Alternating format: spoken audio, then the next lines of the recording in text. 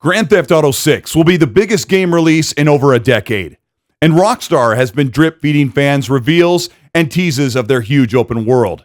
It looks absolutely gorgeous, but many questions are left unanswered, and since it's only launching on console, fans want to know, will Grand Theft Auto 6 be 60 FPS or stuck at 30?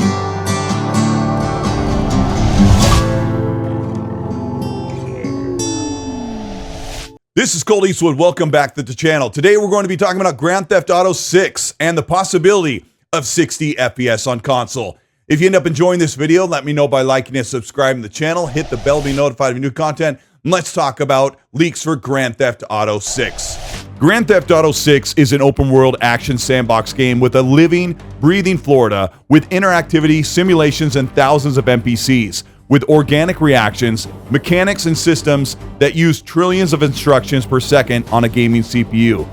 All of this is wrapped into a beautifully rendered package that brings the game to life, all thanks to incredible graphics and realistic lighting. This is where the real question comes into play. Will Grand Theft Auto 6 be able to run at 60 FPS on the current Xbox Series X, PS5, and even the PS5 Pro? Here's what Grand Theft Auto 6 gameplay will look like at 60 FPS.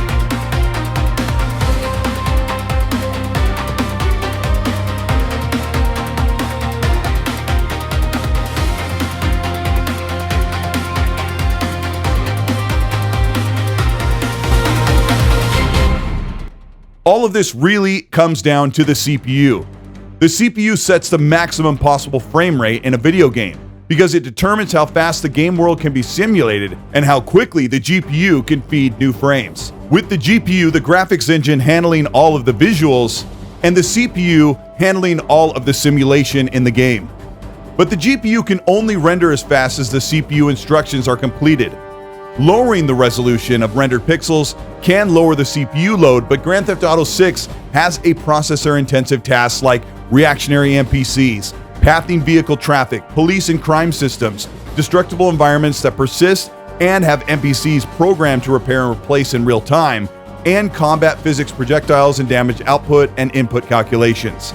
All of this is being tasked to the Xbox Series X and PS5 GPU, which can render a beautifully detailed geometry and dynamic lighting.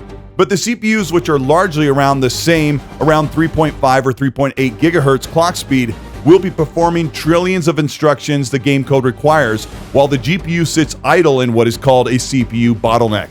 This means there is not enough time in the frame time budget to lift 16 milliseconds to get the required 60 FPS, essentially asking the CPU to double its workload. Digital Foundry explains. Do you think that this game is going to have a 60 FPS mode, or do you think it's going to be 30 FPS only on launch? Well, but my personal guess is that it's going to be 30 FPS only, but we'll see. I'd love to be wrong. Alex. I would love to be wrong too, but there are just some things that they can't cut. You can't get rid of RTGI. It's inherent to the way the game works. Even getting rid of RT reflections potentially could make scenes look quite a bit different if the game was artistically designed around them. As soon as you have RTGI, a massive open world, those tend to not run well at 60 FPS. You know, it's like higher res than 1080p, but it's not a whole lot higher res than 1080p in some aspects. And then you have to talk about crunching that down to 60 FPS. Like, what type of resolution would we running at there with an FSR 1 upscale? Would you even want that level of resolution? Yeah, I think everything points to this being a 30 FPS game, maybe with a 40 FPS mode. But no, I would expect it to be a 30 FPS game, absent maybe some modes that are unlocking the frame rate slightly. If Grand Theft Auto 6 is 30 FPS on the Series X, it will be 30 FPS on the PS5 Pro. And the reason why we're not bringing up the Xbox Series S is because that console typically gets 30 FPS games where the other consoles will get a performance mode. The Xbox Series X CPU is an 8-core Zen 2 3.8 GHz processor with 16 threads at multi-threading at 3.6 GHz. The base PS5 model is also an 8-core but 3.5 GHz variable clock speed, below and above the Xbox according to graphics loads, which would be very heavy in Grand Theft Auto 6. The Pro CPU is 3.85 gigahertz, just 10% overclocked higher than the 2020 Xbox Series X. Currently, the PS5 Pro is running 10% more performant than the base PS5 or Series X. Remember the frame time budget graphic I showed? As the CPU in the Pro is carrying out instructions, a 10% uplift will not magically become a 100% uplift. This means a 30 frames game stuck at 30 frames will not be able to magically get up to 60 with a 10% clock boost. It will leave the GPU idle, and that bottleneck means even with the graphics power of the PS5 Pro, it'll be a higher resolution but still stuck at 30 FPS. Claims that a 60 FPS mode would be offered after launch are certainly possible, and rumors are pointing to Series S being only 30 FPS, but Series X and PS5 consoles would have a 60 FPS performance mode. There's not a single example of a game running right now at 60 FPS on the Pro that is stuck with only a 30 FPS mode on the base PS5 and Xbox Series X. This isn't simply because of some parity clause or special treatment. This is because simply an uplift of 10% processing is not enough to push 33 milliseconds to 16 milliseconds. But what about PSSR 2.0 on the PS5 Pro? This feature allows games to run at higher quality mode at 60, while a performance mode exists, but PSSR 2.0 does not improve frame rate, it's only proven to stabilize those frame rates. There is nothing using PSSR 2.0 that can make a game jump from being stuck at 30 FPS up to 60. That is unless there is already a performance mode at a lower resolution, which PSSR can make a lower resolution game look more like 4K. It's more likely that Rockstar plans to offer a 60 FPS mode of Grand Theft Auto 6 when the new hardware arrives. In classic Rockstar fashion, that means a new $80 definitive version. Is it possible that Rockstar has taken the time and extra delay to build a non-ray trace global illumination lighting mode and compromises the look of Grand Theft Auto 6 for the sake of performance? Probably not. In 2018, Red Dead Redemption 2 was the best looking game of its time, and 8 years later, Rockstar has not even bothered to offer or even sell us a new version of Red Dead Redemption 2 at 60 FPS. But what about lowering the resolution so the CPU can keep up with the GPU with a 60 FPS mode?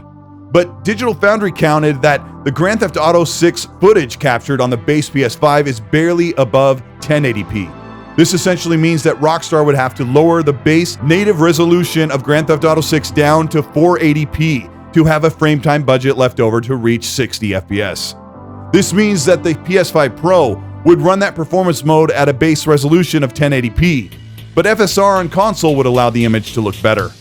None of these compromises seem to be in the cards for Rockstar, as they have always pushed the limits of graphics fidelity, realism, simulation, and immersion.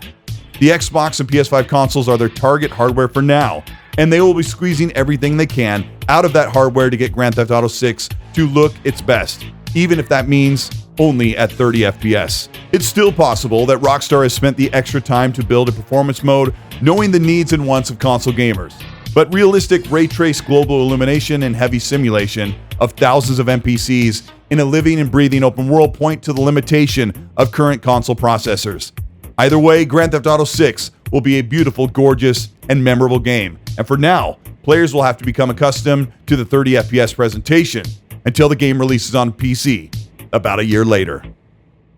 This is Colteastwood. Thank you so much for checking out this video. My personal prediction is that this game will only be at 30 FPS. Of course, I'll be super surprised if it has a performance mode, but I think that's something we won't hear about until August or September when they put out that final big gameplay trailer. And hopefully they'll answer those questions, but it's always better, especially when you're moving that camera around, to have 60 FPS. And I hope that Rockstar can pull out some magic sometime with this version, or they'll have a new version ready for us, because I'll definitely be buying it on PC next year.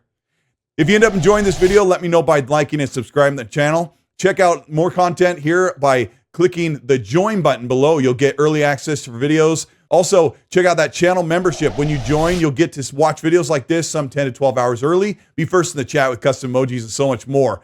Also, check out the X&C podcast. That's a weekly show we do every Monday, 5 p.m. Pacific, 8 p.m. Eastern. We'll break down all of the news and rumors and everything that's going on.